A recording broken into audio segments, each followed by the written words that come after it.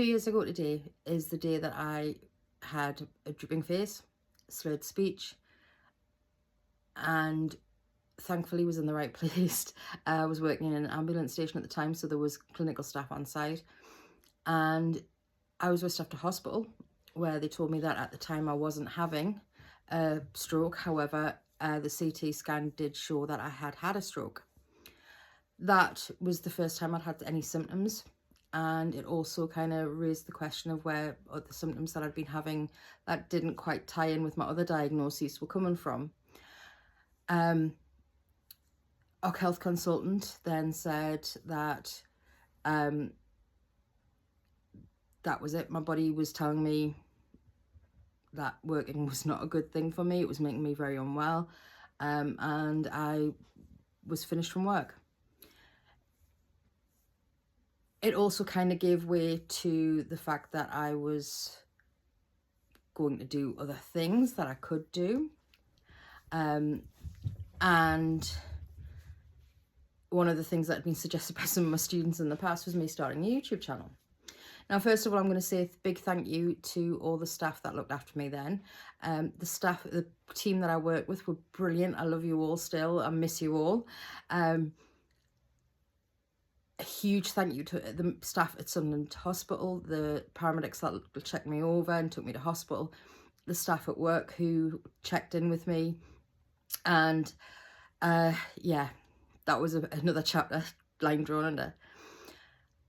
I also decided that this channel would not be political and that I wouldn't do any political based videos. However, the amount of abuse and misinformation and disinformation, there is a difference, that is being spread by everyone from politicians to the absolute vile trolls online, and the abuse that people are getting. I don't think we can be non-political now. Obviously, when I finished work, I had to go through the whole system, applying for benefits, applying for PIP. First thing I'm going to say, PIP is not an out-of-work benefit. You can apply for that if you are working full-time. However, the forms and the assessment process are horrible. If anyone has to go through that on their own who doesn't have I'm trying to think how to word this, the mental acuity, no, that's the wrong word. Anyone who's not good with forms or who can't see through all the absolute BS wording, it's a nightmare. Trying to fill in those forms was, I think, something like 50 pages for the paper one. I actually was lucky and got to do it online. But then you have to go through the assessment process. You are assessed by a complete stranger who, some of them don't actually have medical backgrounds or have limited medical backgrounds. And they will ask you questions. Everything from, are you able to get to the toilet on time? Have you ever had an accident? And I've even heard stories with some questions being inappropriate questions about like sex life and stuff like that. Not right. But having to admit to a complete stranger that your physical struggles in bathing, making food or eating food, your mobility, and having somebody assess you, especially when if mine was done over the phone. But the amount of times that I've heard people who've said that's not what I said, and how they've actually, the assessor hasn't completed the forms with the accurate information, or said that a person can do more than they can, or just basically made it so that they're deemed as ineligible for PIP. It's not on. The other one is Motability. You do not get a free car, okay? You don't even get a free mobility scooter or wheelchair. First of all, they are all leases. So you pay X amount per month to lease the item. You also have to pay an upfront fee. That varies. Now, some of the cars, they ask for nearly, I think one of them's £8,000 upfront. Then you have the monthly fee on top of that. It doesn't cover petrol. And yes, okay, MOT and things like that are included, but you do not own the vehicle. Now, my mobility scooter, which I don't have anymore, thankfully I was able to crowdfund the money to purchase an electric wheelchair, which is much better for me now. My mobility scooter, I was paying £113 a month to lease it. I looked when I realised that the mobility scooter was no longer suitable because I couldn't control it very well, and I thought I'm a bit dangerous. Wheelchair would be much better for when I need it. The wheelchairs were, some of them were £200 a month. The one I was looking at was £120 a month for 3-year lease. You could buy a better model outright for under £1,000. Now, 3 years of £120 a week does not add up to £1,000. It adds up to way more. It's a rip-off. Like I say, options are limited. You can only have, if you go onto anybody can go onto the Motability website and have a look. It will show you how much upfront cost and how much the monthly cost would be. And like I say, you can only choose what they have online. And they don't always have the stock. If there is a particular one you want or that is particular to your needs, it is not necessarily always available. The cars are the worst. Now, if you have somebody who has, who is a permanent wheelchair user, who is not, I'm an ambulatory wheelchair user, so I don't need it all the time, but I do need it if I'm going any long distance or anything like that. I'm so looking forward to going shopping in Newcastle. Not that I can afford to buy anything, but not that I want to buy anything, but just to be able to access going to Newcastle and having a browse. Sounds weird, but I'm sure some people out there will get it.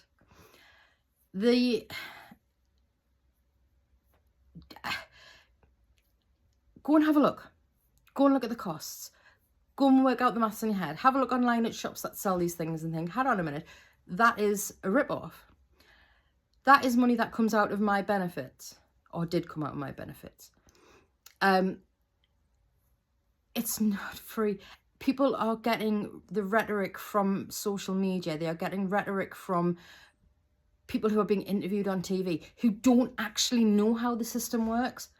You hear all the time, oh, I know somebody's friends, aunties, uncles, brothers, cats, dog sitters, best friend. They go running every morning and they get pip. That's not how it works. You will see me up and about walking some days. Some days. There are other days when I can't even stand up out of bed. The reason I have the wheelchair is for the days when the pain or I'm not able to mobilise very well, I can still get out of the house. Otherwise, I would not. As it is, if I go out with my crutch, I can guarantee I'll have 3 or 4 days afterwards where I don't leave the house because I've overdone it. That is common. Sorry, I have a puppy trying to play with the kitten. Anyone who has looked at my previous videos, we have Rona, who's a year-old, who's just sitting next to me. Peggy the cat, who's a year-old, who is somewhere over there.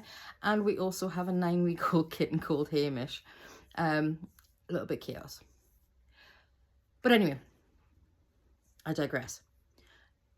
I see people on social media who I talk to through the chronic illness groups, the disability groups, the book community, who are getting vile abuse and threats because they claim benefits. PIP isn't an out of work benefit. Universal credit is often used to top up wages, and that's for people who aren't disabled. I'm obviously in the disabled category now, but I just don't understand how people can bully people when they don't actually understand it. Like I said, there are days I can get up and walk, but there are other days where I can't stand up. Why should I be abused by somebody because I'm having a day where I can handle the pain? It doesn't mean I'm pain-free. It just means that the pain is at a point where I can function, which to most people probably wouldn't be able to function at. Why do people feel the need to be abusive? Unnecessarily so. We are not, as some politicians have called us, parasites. We are human beings who have a right to live. Now, at the minute, the benefits barely cover the essentials. People are crying out for help. The UN even said that the UK benefit system is criminal. We do not treat people with the respect in this country that they deserve. The lack of empathy and just general awareness of what's going around people is diminished. People believe the BS that gets thrown around without actually looking into it. Why are people just believing things that are being, ironically, said on social media?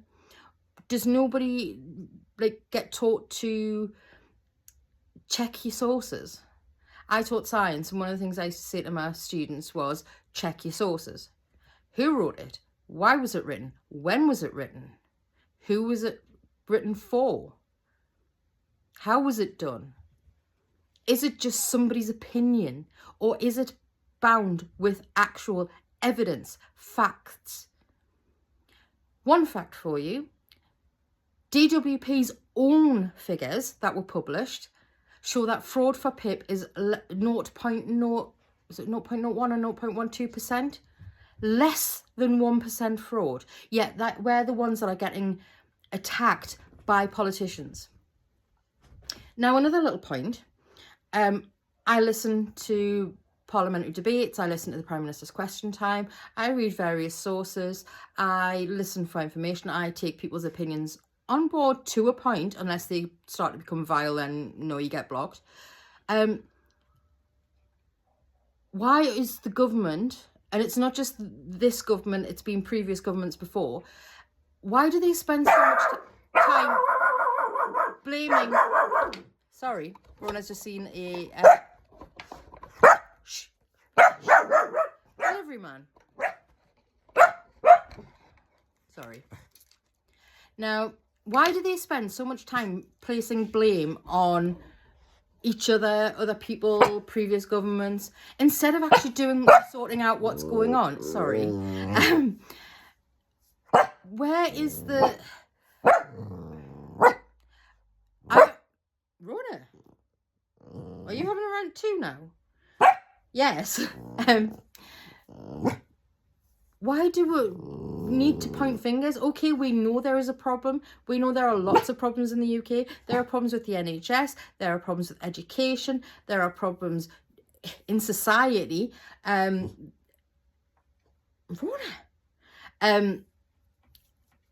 Why do they just not crack on and actually say, right, this is the problem, this is our idea to fix it? They've done it with the steel. Yesterday's debate with the steel and yesterday's vote over the control of the steel place in Scunthorpe. Why can't I've been asked if I would consider going into politics, and part of me really, really wants to, because I think probably have a few rants and tell a few people off. But at the same time, my health is the big question on that one.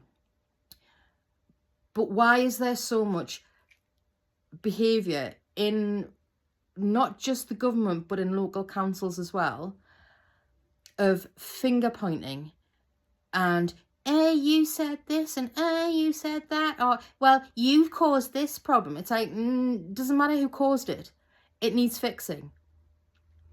I know there's no easy fixes for anything that's going on in the world today, but attacking people who are vulnerable, people who are, myself included, who are on the poverty line, when did that become acceptable? In what universe do we accept that, okay, we've got a few issues, I know who will attack, the people who can't fight back? There have already been suicides over this. There have already been people who, because of the information that has been put out, have taken their own lives because they can't believe what's going on.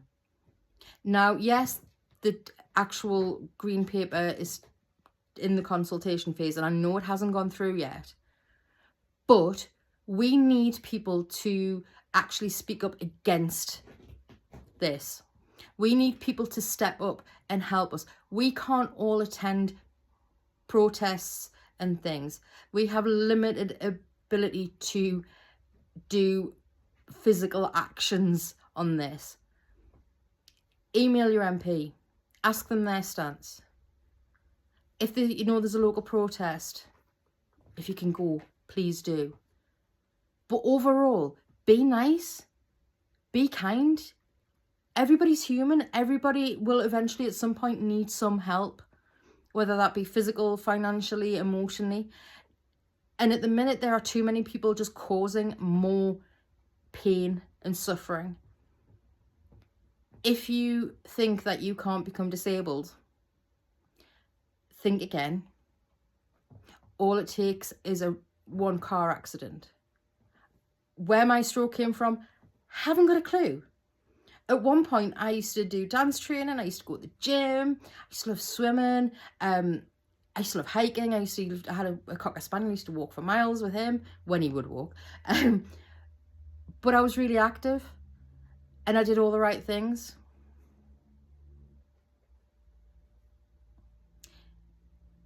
Overall, be nice. Go and read your sources. Question your sources. Think about why they have said what they have said. Are they just trying to use bully boy tactics, which seems quite common across the world? I know there's a couple other people who are like that around the world, one or two. But overall, please do something nice. Put a bit of kindness back in the world. Thank you for listening.